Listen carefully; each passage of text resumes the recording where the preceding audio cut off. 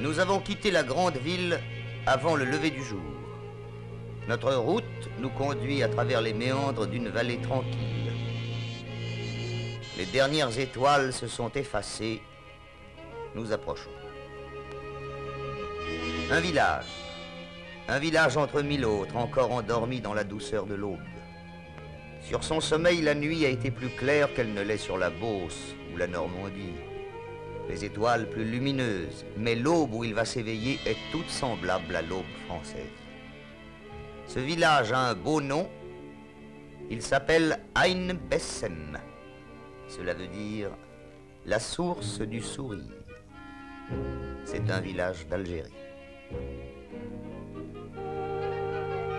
Ici le clocher chrétien, là le minaret de la mosquée musulmane.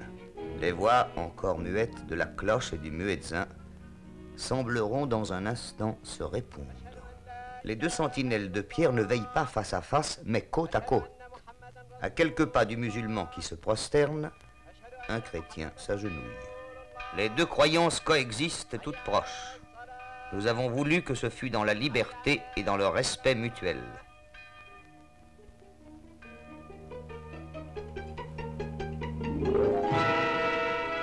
Il y a 2000 ans, quand cette terre était ramène, des chevaux pareils à ceux-ci quittaient déjà l'écurie à la même heure du matin pour le travail ou pour le pâturage.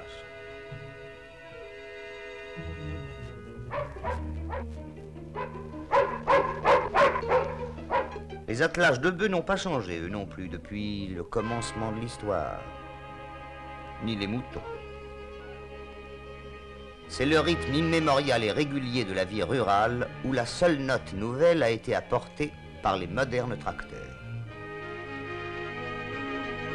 Les enfants goûtent ensemble une dernière minute de liberté au seuil de la même école, les fils des musulmans et les fils des Français de souche. Les deux communautés peuvent garder chacune leurs mœurs, leurs traditions, leurs coutumes et leur foi. Elles mêlent ici leurs fils, elles apprennent à parler la même langue, les mêmes connaissances leur sont dispensées, et leurs regards sont invités à se fixer dans la même direction. Ces enfants découvrent ensemble le monde d'aujourd'hui, ils feront ensemble celui de demain. Les métiers musulmans ont gardé la couleur pittoresque de l'artisanat médiéval. Leur étameur, le boulanger, le tailleur,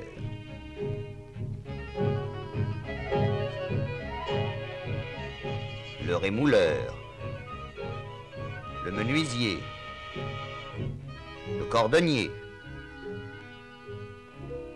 le fabricant de tapis dont la technique est restée la même qu'au Xe siècle,